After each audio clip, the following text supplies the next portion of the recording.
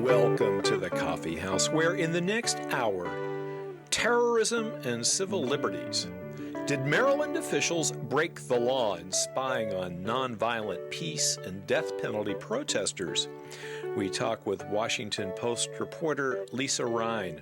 Republicans claim fictitious people are registering to vote, but Obama supporter Rebecca Geller argues the bigger problem is the GOP effort to disqualify eligible voters. Also, the Keating 5 SNL scandal of the 1980s.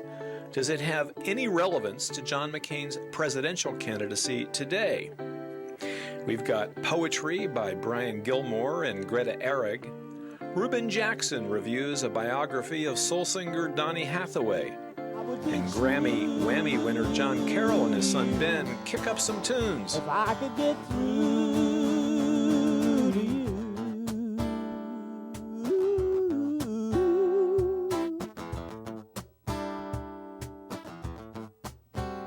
Got to be strangers, acting like neighbors.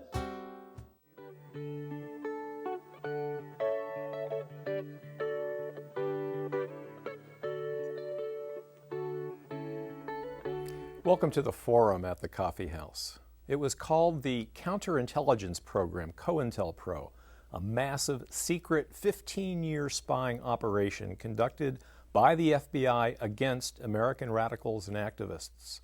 The program was exposed in 1971 and formally repudiated by the U.S. Senate in 1976 with the publication of the Church Committee report, which found, quote, many of the FBI techniques would be intolerable in a democratic society even if all the targets had been involved in violent activity. And most, of course, were not. And none of the 53 known targets of son of COINTELPRO is alleged to have even contemplated, let alone engaged in, violent activity. I'm referring to the spying on peace and anti-death penalty activists by the Maryland State Police under former Governor Bob Ehrlich. One of the targets, Dave Zirin, a sports writer, recently spoke out about the spying at a church in Tacoma Park, Maryland. Against the death penalty is just something that is a part of my life. And as part of that, I would meet 3 blocks from where we're sitting right now in Tacoma Park, and we would sit in a circle, and we would talk about very seditious things. You can't imagine how seditious. Things like tabling at the farmer's market. Pretty seditious. Or who's going to make the petition? Pretty seditious. That's who we were, and that's what we were trying to do. And we were spied upon for it. And the only conclusion I can draw is that we were spied upon because what we were fighting for was directly opposed to what Governor Ehrlich believes in. He believes that people should die in the death chambers of this state. We believed he was wrong, so he exercised his power illegally to try to stop us. And now Dave Zirin, along with his fellow targets, the ACLU and friendly legislators in Congress and Annapolis, are investigating the Maryland spying program. Washington Post reporter Lisa Rein has been following this story. Lisa, welcome back to the Coffee House. Thank you. Great to be here. How did we first learn about this spying situation? Well, in July, the ACLU of Maryland had a press conference in which they dropped this bombshell that they had received from the Maryland State Police 46 pages of documents that had been released to them under the Public Information Act that were surveillance logs that were written by intelligence agents in the Department of Homeland Security and Intelligence. This is the State Department. This is the State Department. And it turns out that troopers undercover were monitoring peace activists, death penalty opponents as well as opponents of the Iraq War. And they wrote down, they did this for 14 months in 2005 and 2006, and they kept logs of the observations they were making as they infiltrated the email lists of these groups as well as attended their organizational meetings. And Governor O'Malley appointed former State Attorney General and former U.S. Attorney Steve Sachs to investigate what went on here, and he issued a report. What were his key findings? Well, Steve Sachs essentially found that the police had if I use his word correctly, had grossly overreached when they conducted this spying. He did conclude that the police were not partisan, that they were not spying on these progressive groups because they were Republicans or they were conservatives and they didn't like what the groups represented. He found a post 9/11 sort of mindset that there were concerns that the police initially had about protests by death penalty opponents surrounding some upcoming executions. There were 2 men on death row in 2005. Maryland has executed very few people, and opposition to the death penalty runs strong, and that was what initially prompted the police concerns, that their protests would become violent. Now, he found overreaching. Did he find illegality in the activity of the surveillance? What he described was illegal was that the police agents, they entered the information about the activities of these death penalty and anti-war protesters into a state database, a police database called Explore that the Division of Homeland Security and Intelligence used. But they also forwarded the information to another database that was federal. Sachs called that a violation of federal regulations. And this database is an anti-drug trafficking database that is used as sort of an information gathering sort of spot where police departments from all over the region can learn about suspected terrorists. And is somebody being punished for having done that? Not at the moment. We'll see. Steve Sachs did not recommend punishment, but what he did recommend, of course, is to no one's surprise, is that this kind of practice, this kind of spying, which he said really did not have any basis in any criminal suspicion on the part of the activists, be stopped and be not done again. The O'Malley administration says that under the state police force there, it hasn't happened. And are the activists satisfied with this? I know that Dave Zirin, when he spoke at this church in Tacoma Park, likened what Attorney General Sachs had done to, in using his sports metaphor, being a sports writer, to a football team moving the ball all the way downfield, having first and goal at the 1-yard line and deciding to kick a field goal instead of going for the touchdown. Well, what happened was that the plot thickened. On Saturday, there was a meeting of activists at the Tacoma Park Presbyterian Church, and what these folks were discussing was a revelation that came last week at a state Senate hearing in Annapolis before the Senate Judiciary Committee, where the former police superintendent, as well as the current police superintendent, Colonel Terrence Sheridan, testified, and Colonel Sheridan revealed this bombshell that at least 53 people, and then probably another number of groups, although that they have not been identified or notified, at least 53 individuals, actually, their names were actually put on a list of suspected terrorists in the state police database, which these again are anti-death penalty activists and peace activists. Well, Colonel Sheridan said that the people on the 53 names were limited to those death penalty and anti-war activists. But it turns out that some of the names are trickling out, and there's an odd collection of names there that seem to really go beyond people who oppose the death penalty and the Iraq War. There's an environmental activist named Mike Tidwell who has made the list. A very and I should say Mike is a host of this program. There you go. Yeah. Very mainstream guy whose group is very mainstream, and he believes that what he did was in 2004 he protested at a coal plant in Montgomery County, and believes that that's why he was notified. And I should say the police sent letters to these folks on Sachs' recommendation to notify them that they made this list wrongly. They were wrongly classified as terrorists, and to invite them to come in and look at their files. Now, that's an interesting thing. Now, none of this, I should say, happened under the administration of Governor O'Malley or under Police Superintendent Sheridan. It happened under the Ehrlich administration, under the administration of Tim Hutchins. But when they were invited to come in and look at their files, were they allowed to copy what was in the files? That's a big concern of the activists.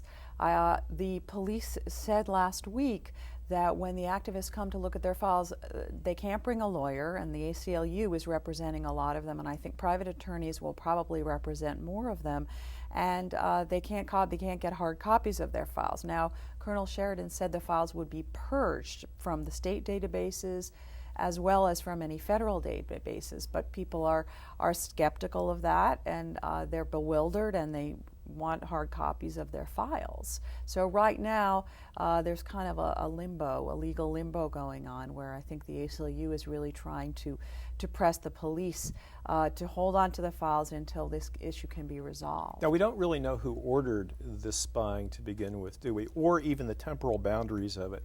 The Sachs report goes from March 2005 through May of 2006, but there was also a report that the very same undercover agent that seems to be popping up in some of these surveillance activities was involved in surveillance activities at Red Emma's bookstore, which is a radical bookstore, vegan cafe in Baltimore, in January of 2005, and asking to be invited to a talk to be given by Bernadine Dorn, who, for purposes of contemporary audiences, is the wife of Bill Ayers, who's the bête noire of the Republican Party this election year.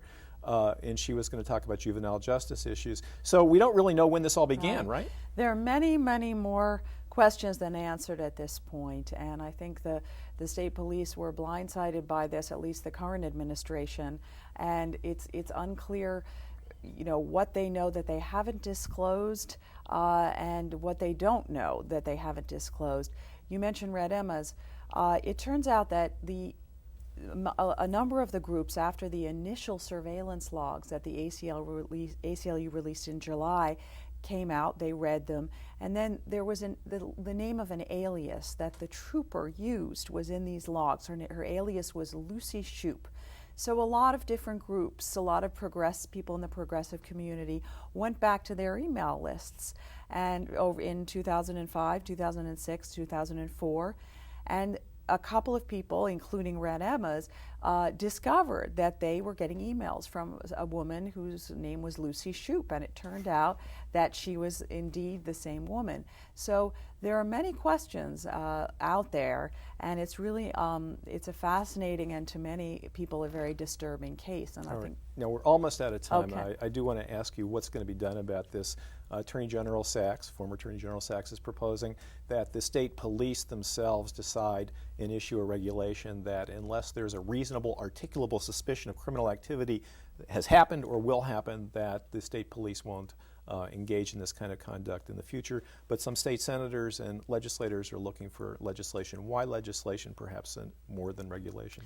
Well, the legislators feel that this needs to be, as well as the activists, this needs to be codified in law and statute so that it really, could never happen again. And I think the police, and I understand, they feel that they can control the situation and not have this kind of activity go on again.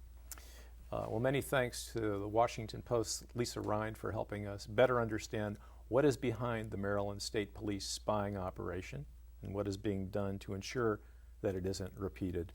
I'm Mark Cohen, and this has been Coffee House Forum.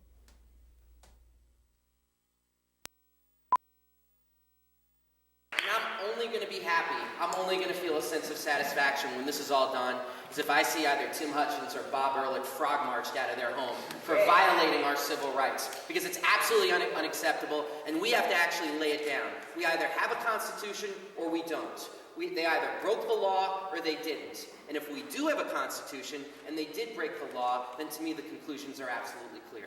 Thank you very much.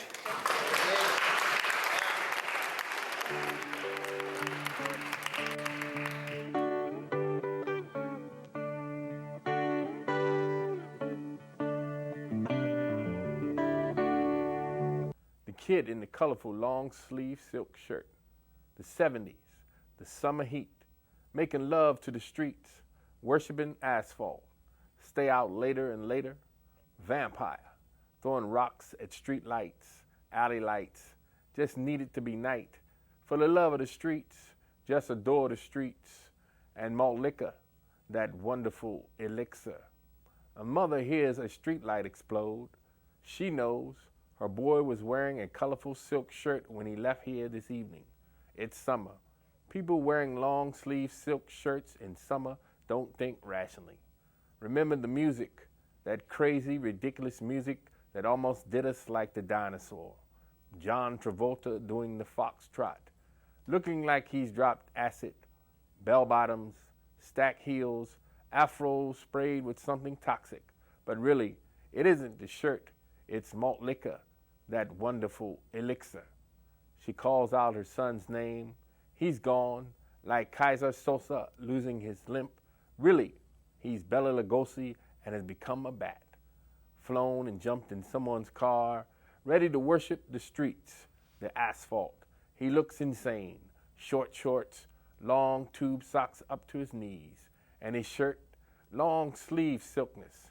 Go nowhere without it. His music, disco inferno, boogie nights, he laughs at the stuff. But another street light will be gone soon. He doesn't know why. And later, when the city cools off like hot apple pie, when the men drop their rods in the water on the river and pop open ice-cold bottles of Miller High Life, the kid in the colorful long-sleeve silk shirt will stop by someone's house. They will pop bottles, too, and a toast to malt liquor, that wonderful elixir.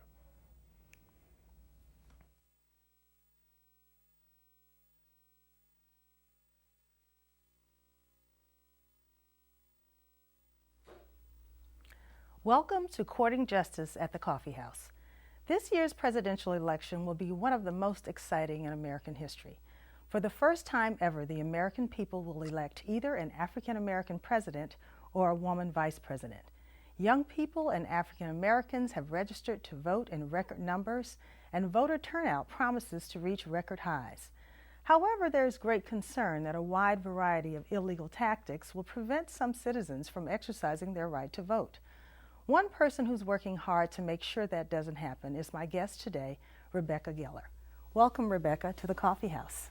Hi, thanks for having me. Rebecca, you're currently on the Virginia Association of Democratic Campaign Council Steering Committee, I believe that's the name of it, and you've worked on a number of organizations that have worked very hard to protect the right to vote.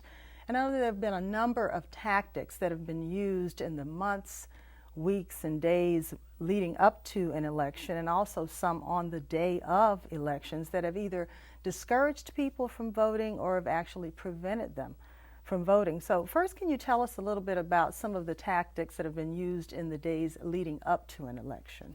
Absolutely. I'm speaking mostly about 2004 and 2006, but some of the examples we saw were really disturbing. I can remember a couple of cases where we saw flyers being distributed in neighborhoods saying that you can vote at any polling precinct you want because the voter turnout is expected to be so high, and it doesn't matter where you're registered, that you can vote anywhere in the city. Or saying, and of course, people have to go to a specific poll, correct? Right. You're registered to vote at a certain polling precinct, and that's where you have to vote. And so providing this misinformation causes tremendous problems and people not being able to vote. We saw people being told because of high turnout, the election will be extended for an extra day, and Tuesday is when the Republicans vote, and Wednesday is when the Democrats vote, which clearly isn't the case. The election is only one day. People being told if anybody in your family has ever been guilty of any sort of conviction, any traffic violation, you're not allowed to vote. I saw one that said if you have done any of these things, including traffic violations, and you show up to vote, you'll be sentenced to 10 years in prison and your children will be taken away. Of course, all those things are certainly not true. Absolutely. These are total falsehoods. But we've seen them many times. We've seen them throughout the country, especially in the battleground states. And so we are trying to prepare for that because we expect, there'll be tactics like that this year as well. What about on the day of elections? Are there other particular things that happen on the day of elections for, when people have actually shown up at polls? Have they been discouraged, turned back for for reasons that are I not can remember true? in 2004, for example, we showed up at the polling precinct at 5 in the morning. We were in Philadelphia, and the machines were already tabulated at 6 o'clock in the morning for 700 votes for George Bush before anybody's had a chance to vote. And the polling workers wanted to continue allowing people to vote, and we're saying, no, we're going to reset these machines before people are allowed to vote. We've had people show up, and parking lots are mysteriously full of 300 cars at 6 o'clock in the morning, and nobody knows whose cars these are. So somebody showing up to vote has no place to park, and oftentimes will turn around and go back home. Or people being told that you have to have 12 forms of identification, or if you weren't born here, you're not allowed to vote. People being told if you don't speak fluent English, you're not allowed to vote. All of which, the laws vary state by state, but most times they're not being told the truth. So are these tactics being targeted towards particular groups, minorities, poor people, or are they across the board? I'd say for the most part, minorities, especially inner city, more poor people, as well as elderly. In Florida, in 2000, we saw significant problems with this. I can remember my own grandfather in Florida coming home and being told that was he committing voter fraud, and being given a pamphlet and being asked, are you committing voter fraud? If so, you'll get in trouble. He had no idea. He was 84 years old. And so I think those are probably the areas that are targeted. Also, college campuses, students are another area. I want to talk about that for sure in a minute, but those groups, of course, traditionally vote more Democratic than Republican. So, who's doing this? I mean, are there being efforts to go after the people who are doing these illegal tactics or participating in them? There are efforts. It's very hard to find who these people are because these groups disappear after Election Day. The main goal is to prevent them from happening ahead of time, and to, once they do happen on Election Day, to fix the problem and to get rid of the problem and make sure that the correct information is distributed to voters on Election Day. That's why we have lawyers placed outside the target precincts, especially precincts where we've seen problems in the past throughout the country on Election Day. Yeah, and I want to talk about that in a minute. If there are lawyers in our audience who want to participate in voter protection. But I want to get back to college campuses. There's been a lot of talk lately about problems with students on college campuses being discouraged from voting or given false information. Can you tell us a little bit about that? The issue we've seen most recently, and this has received some press, I know the Washington Post has run a couple of articles about this, that there have been a number of college campuses throughout the country. I've seen a number in Virginia where college students that may originally be from another state but spend 9 to 10 months of the year in, for example, Virginia to attend universities are being told that they are not allowed to register to vote in those states, and if they do, they may lose their scholarships, they may lose their health insurance, their parents may have problems with claiming them as dependents for tax purposes, a lot of issues that they will not have on-campus housing any longer. Sometimes these are rumors, sometimes these are truths. And so trying to make sure students can register to vote in a battleground state like Virginia is pretty important, especially if they're spending 9-10 months of the year living there. Mm-hmm. And that brings me to the question of absentee voting. I mean, people can vote absentee voting, correct? And there are some states that also have early voting, I understand. I assume that when there's the chance to participate in either early voting or absentee voting, that there's a much less chance that these tactics can be used. Is that right? That's true, but I would say that has to be taken with some caution because there are a number of states that have changed their laws, and that if you are a first-time voter and you've just registered to vote for this election, that oftentimes you have to send a copy of your identification along with your absentee ballot, which is not necessarily very well publicized, and this varies state by state. But if you are a new voter and you are registering, if you're voting by absentee ballot, that's something you need to look into because a number of states are enforcing that. Mm-hmm. So voter turnout, there's been all this talk that there's so many new registered voters, and I know there was great turnout even back in 2000, 2004, certainly 2006, where there were these long lines because so many people turned out, and yet this year there's talk that the turnout's going to be even greater. Do you know if there are any steps that at least in Virginia or in other places that you've heard of where they're taking some steps to make sure they can accommodate all these new voters that are expected to turn out? Absolutely. The first step is making sure the machines don't break. And we've seen that happen time and time again, where they are all prepared and you have 6 machines at a precinct, and then 5 of them break by 7 o'clock in the morning. And that's when you have these crazy lines, and people turn around and they say, I don't have time to spend 4 hours online. So making sure that the machines are tabulated ahead of time, that they're running pre-election testing at each of the precincts is very important, as well as making sure poll workers are being trained. The State Board of Elections in Virginia has been great, and I know in many states they've been working hard to make sure that the poll workers are prepared. Having enough ballots in some places is a concern. I worked on the New Hampshire primary, and they ran out of ballots in places because of tremendous turnout, and that just can't happen. It's unacceptable. So is it better then to have, I hear a lot of talk about paper ballots versus machines. Is there a preference for one or the other? I assume paper ballots are considered more reliable, but then maybe not, given what happened in Florida. I know we all remember the Hanging Chad episode Exactly. from Florida, so it's hard to say. I mean, personally, I think there should be a lot of changes to the election process. I think that you should be able, if you're voting electronically, you should have a receipt when you walk away from it. You go to an ATM machine, you get a receipt. You vote, I think you should be able to have a receipt. I know I've definitely had days where I'll vote, and you push the button, you're like, did it go through? Am I done? And you're not sure sometimes. And some people will say, okay, well, I'm not sure if it went through, let me do it again. And sometimes they'll be allowed to, and that's not okay either. There's a lot, the machines vary significantly. I know I've seen some machines where you have a wheel and you turn the wheel and that's supposed to land on the candidate, but sometimes the wheel doesn't actually land on a candidate's name, and so that's a problem. Well, are there particular tactics that you're expecting to happen in Virginia in particular this year that you're trying to ward off?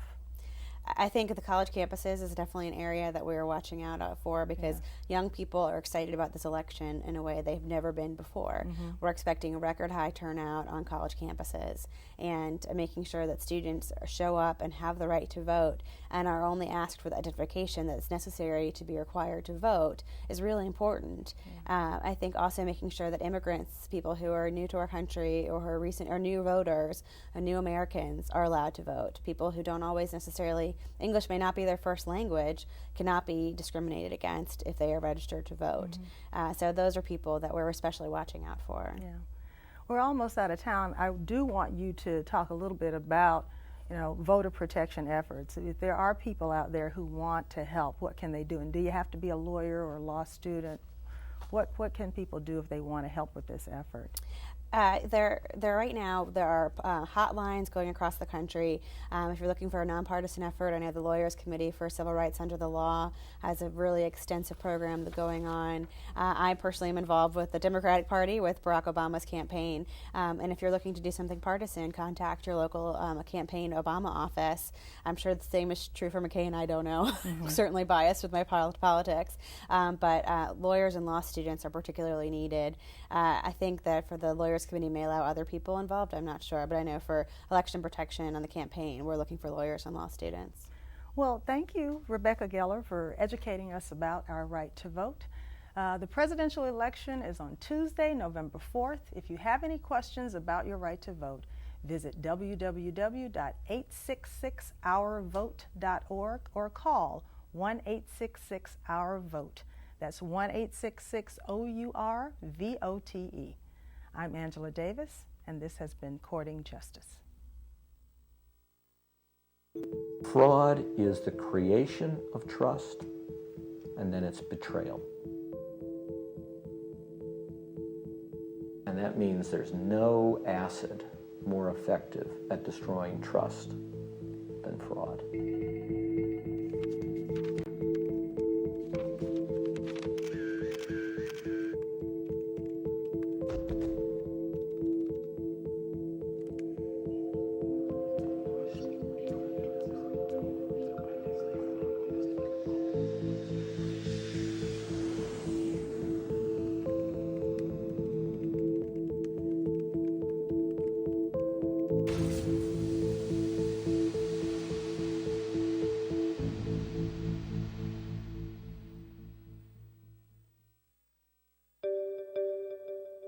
Do you solemnly swear that the testimony that you will give in this hearing will be the truth, the whole truth, nothing but the truth, so help you God? I do.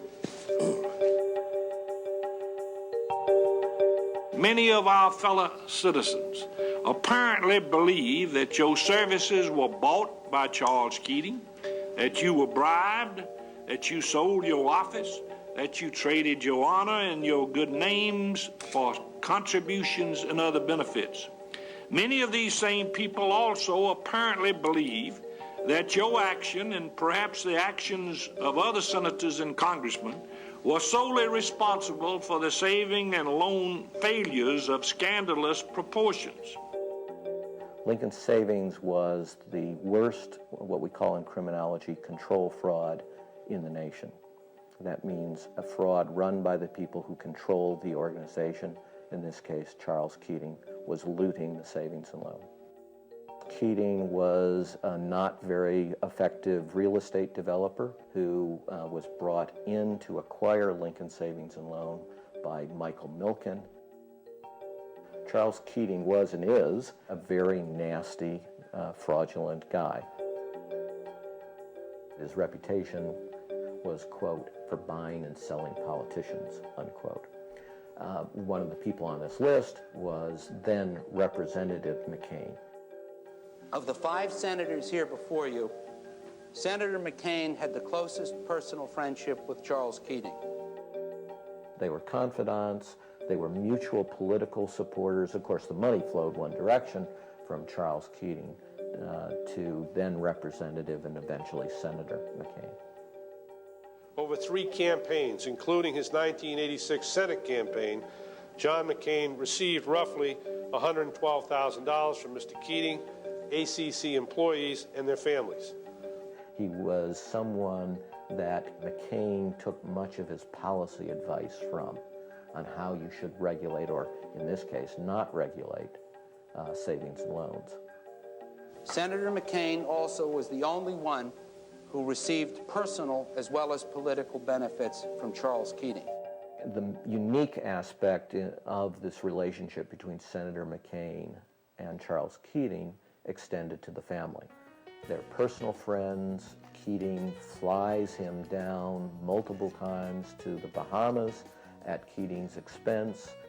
Keating doesn't simply fly Senator McCain, he flies Senator McCain's wife as well, and the kids, and this one I really like, the babysitter, so that you can make it a real vacation.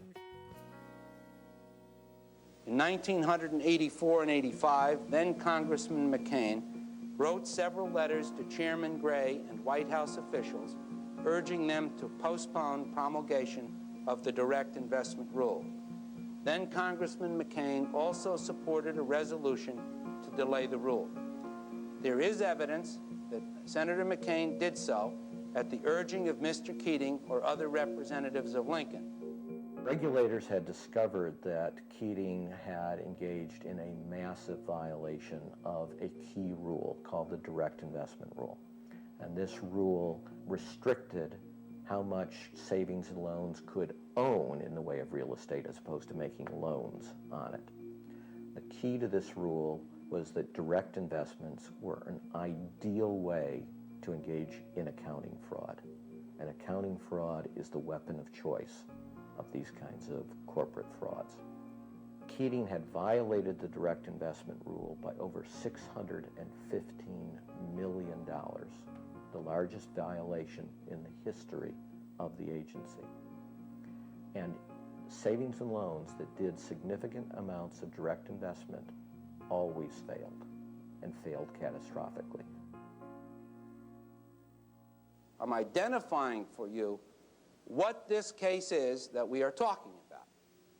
1, several senators met with regulators about a pending enforcement matter involving a single company which had sued the bank board in the federal courts. Keating has set up the meeting by recruiting 5 U.S. senators. And of course, all 5 of the senators received major political contributions from Charles Keating. The purpose of the meeting, from Keating's standpoint, is very clear because he puts it in writing. He wants us not to take any enforcement action against this violation of the direct investment rule. Effectively, he wants to immunize the worst violation in our history in an institution he's looting. 2, the senators did not have aides present, and more importantly, the chief regulator, Chairman Gray, was specifically directed not to bring aides with him. This meeting was set up for deniability, and the idea was to have 5 U.S. senators there and only 1 regulator there. So there'd be the word of 5 U.S. senators against the 1 regulator with no aides to back him up. 3, Mr. Keating, on whose behalf the meeting was held, was a major political contributor to each of the senators who attended the meeting. And that leads to the meeting precisely 1 week later with 4 of us from the Federal Home Loan Bank of San Francisco and all 5 U.S. senators. It was perceived as enormous pressure and designed to intimidate because that's exactly how Charles Keating set it up. 4, the regulators were asked to withdraw a duly promulgated regulation at the request of a single company and were told that the company would do certain things in return. We are analogous to the police.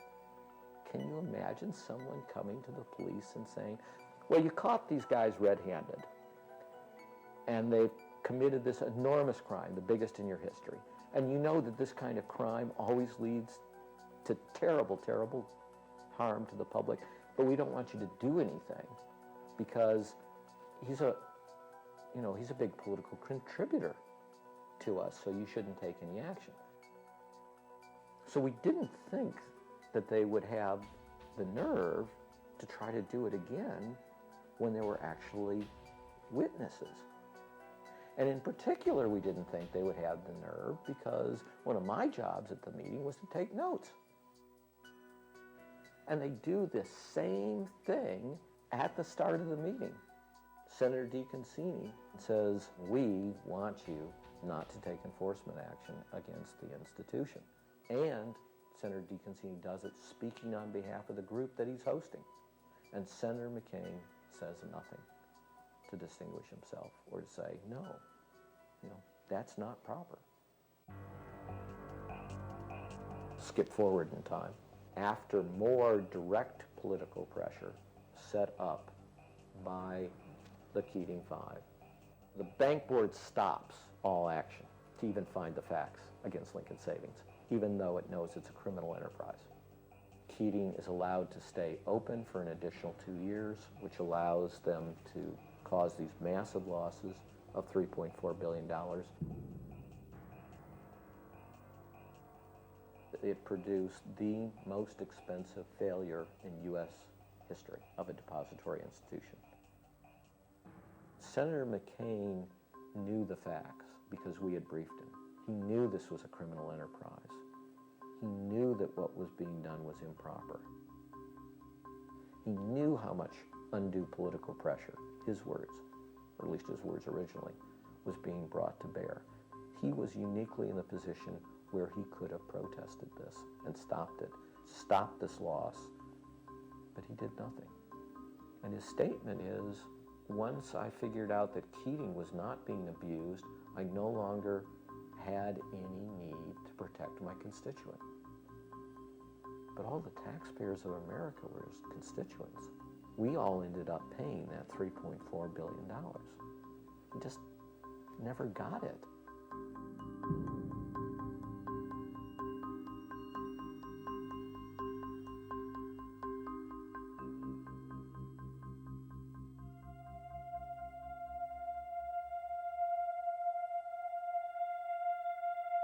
Lots of people had drunk the Kool-Aid about deregulation in that era.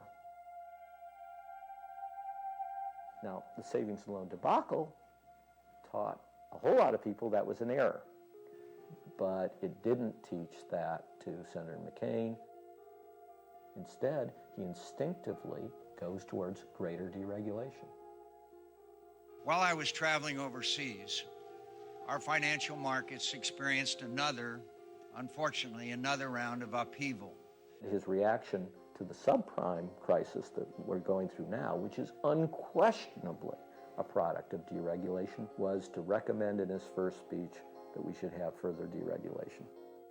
Our financial market approach should include encouraging increased capital in financial institutions by removing regulatory, accounting, and tax impediments to raising capital.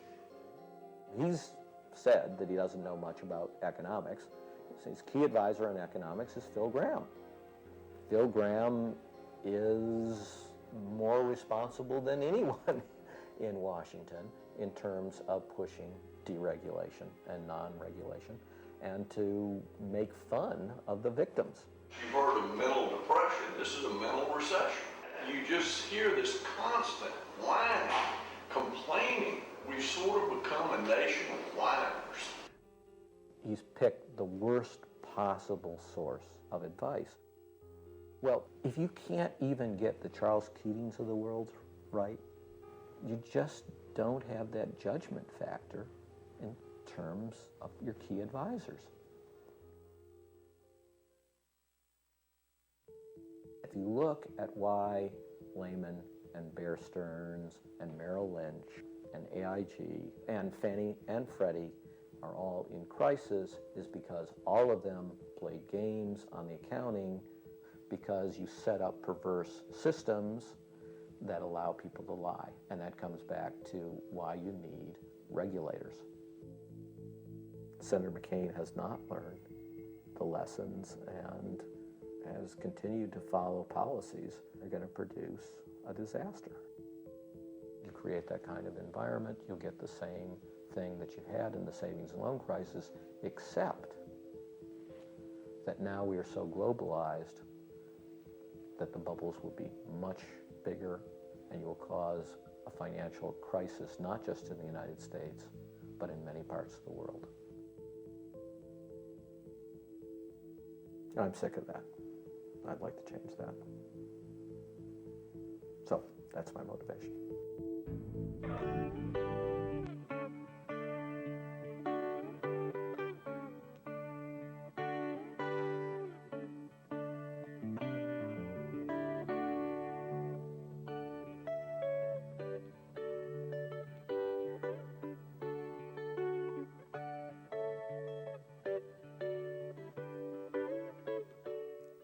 They say our lives take shape like a magic puzzle piece that stays the same and yet somehow changes and grows. As we grow, we may not even know the complete contour and line of it until later when we try again to cram someone else's puzzle piece in, our own thick borders becoming mashed and thin, tattered with the tearing love makes of everyone.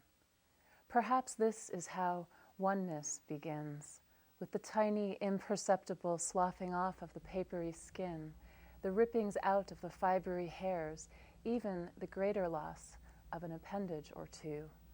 And so, for ease, we seek out those puzzle pieces who replicate what we were shown before and learned to grow up around simply because it is what we know. And so, the alcoholic mother becomes the pot-addicted lover, the negligent father, another reclusive other who helps us feel and perhaps even heal, so that we may set out again in time to find others a little more unlike themselves. And as we age and grow through all of these loves, rounder around the edges, like small lumpy worlds turning more and more complete unto ourselves, we find, don't we, that we are graced with some miraculous growing capacity to stand alone and embrace lightly nearly everyone.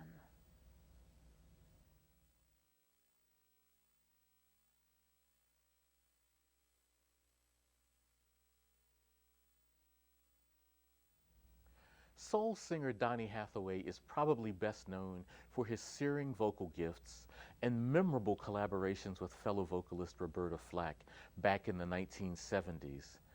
But like far too many influential American artists, not much was written about Hathaway before he committed suicide in January of 1979. Fortunately, this paucity of documentation didn't deter poet Ed Pavlik from delving into the complexity of Hathaway's life and art. His collection of prose poems entitled Winners Have Yet to Be Announced deftly utilizes the facts of Hathaway's life as a springboard for ruminations as nuanced and haunting as the subject's best work. Pavlik takes us inside the St. Louis of Hathaway's youth, a mental hospital Hathaway suffered from depression, and inside the mind and soul of the singer. Even the most painful passages of Winners draw you in like a well-crafted groove. You'll find yourself rereading pages or calling friends in order to share a phrase or two with them. Winners is consistently strong throughout, but I'm especially fond of the chapter in which residents of Hathaway's St. Louis neighborhood speak. According to one interviewee, he'd stare straight at your life and see it like you can't and sing it like you don't. I can't think of a better description of Donny Hathaway's vocal magic or the poems found within this volume. For Writer's Block, I'm Reuben Jackson.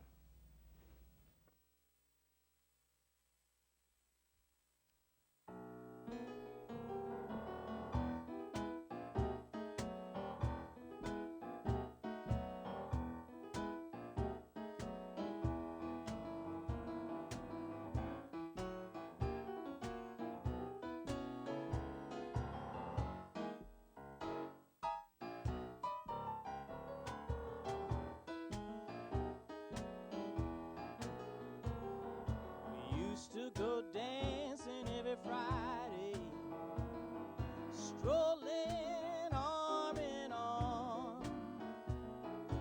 You used to be my only lover, my lovely lucky charm. Now you come home quiet, and I say too much then.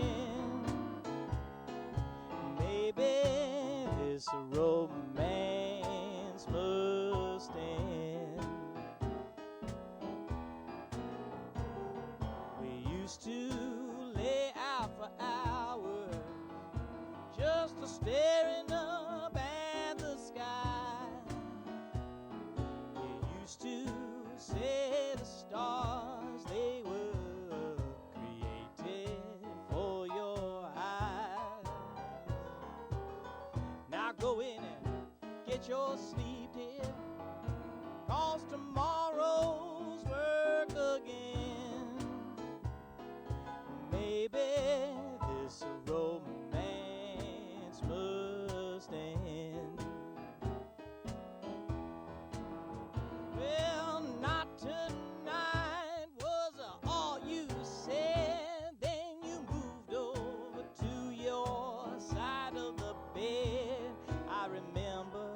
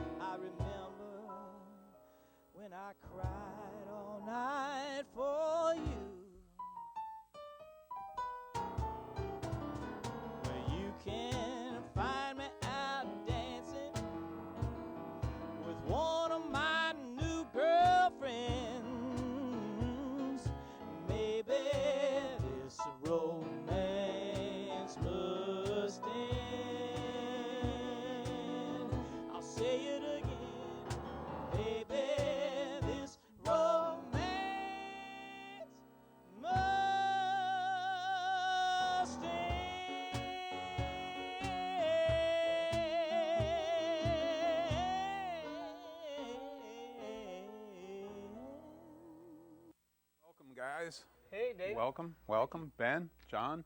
How's it going? Oh man, you know, I realize we've known each other so long that if we go back to the early days, this seat would have been empty. That's right. That's how long it's been. That's right. Man. I had the drum. Yeah. Just didn't have the sun. That's good. That's good. Another new cut. Tell me about that cut a little bit. That last cut, it's called Maybe This Romance Must End, and I wrote it, I think, after listening to a Fats Waller, Pete Johnson record. I was going to say, it sounded like Dr. John might have stolen a lick in the beginning from you there. It's a little raggy, yeah. But I always wanted to write a breakup song that was resolute, and, well, maybe that was what was meant to be. It's kind of a song, yeah. Back to the CD. Yeah. Oh, this is the new CD. Actually, Love Returns. That's my first CD on Azalea City Recordings, which is a Tacoma Park, Maryland-based label. In fact, it is. Which is where this coffee house actually started. Excellent. Early days, it was called Tacoma Coffee House. It took me about 3 years to start calling it the Coffee House. Oh, brilliant! And that way we could send it off to other stations. Other places not called Tacoma. Yeah. Right. Well, the next one coming out on Azalea City is John Carroll and Live Returns, which was the Love Returns, which was the 11-piece band concert we did at the Barnes of Wolf Trap, and that's out probably now. So right, whenever this probably shows, out right we don't now. know when it's going to show. It's called Live Returns, and it's a double CD set of all those. And then the one after that will be songs. called Florida Recounts. Yes, after that it's called Chad and the Preggies. Danglings or whatever. Yeah. Say, think about this album. Didn't it win an award, Dad? Hey, good segue. Did it win an award? Oh, it did actually. And what award was that, John? Well, I'm proud and humbled by the Washington Area Music Association because it won Album of the Year. But what was actually you have to say like it won a whammy. It won a whammy. And it won a whammy. Yeah, a couple of whammies, several whammies. And so anyway, I was very, very happy about that and very, very humbled as well because it was a good thing. It's definitely an honor to have folks in the town where you work recognize what your work is. And so what was actually a better whammy was that it tied for Album of the Year with Chuck Brown. So that's not bad company. Yeah. All right. So the song you opened with was called "Make the Romance." Maybe This Romance Must End. It's called Maybe This Romance. Okay, Maybe This Romance. Yeah. And you're going to take us out with? We're going to do a brand new song that isn't on either of those records that we just So those of you taping at home? That's right. You got it. New song. All right, take it away, guys. Thank you.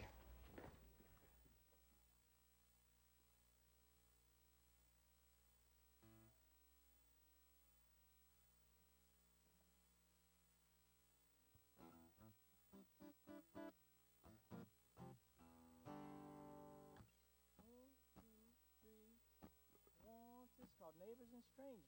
1, 2, 3,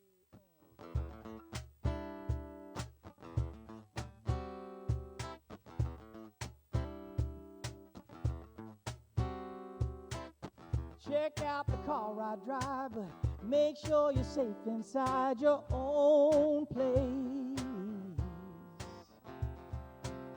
I know you're strong and kind, but you keep it all behind a stone face. But it's not a long way down my street. But when you get here, it's you that I'd like to meet. Hello, I'm your neighbor. Don't be a stranger. What can I do for you? That kind of behavior might be our savior, and I would be true to you.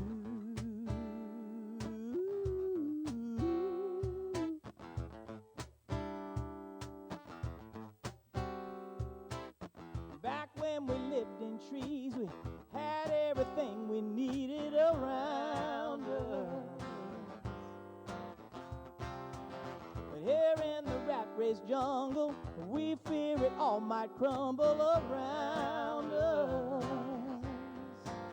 But there ain't no wrong way to my heart. And if you're in trouble, we're never that far apart. Hello, I'm your neighbor.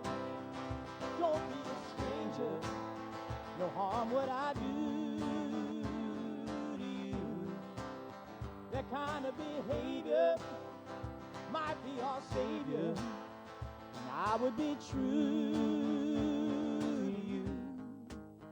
It's not a fantasy, seems like a plan to me. If we could selflessly reach out our hands to be practically, perfectly strangers, acting like neighbors, no harm what I do to you. And that kind of behavior might be our savior, and I would be true to you. If we could be neighbors, acting like neighbors, no harm what I do to you. That kind of behavior, oh, might be our savior, yes, I would be true to you. I would be true to you if I could get through to you.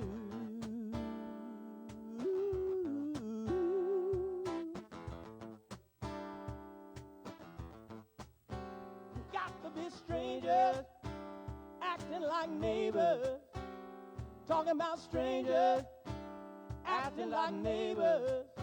We got to be strangers, acting like neighbors. Got to be strangers, acting like neighbors.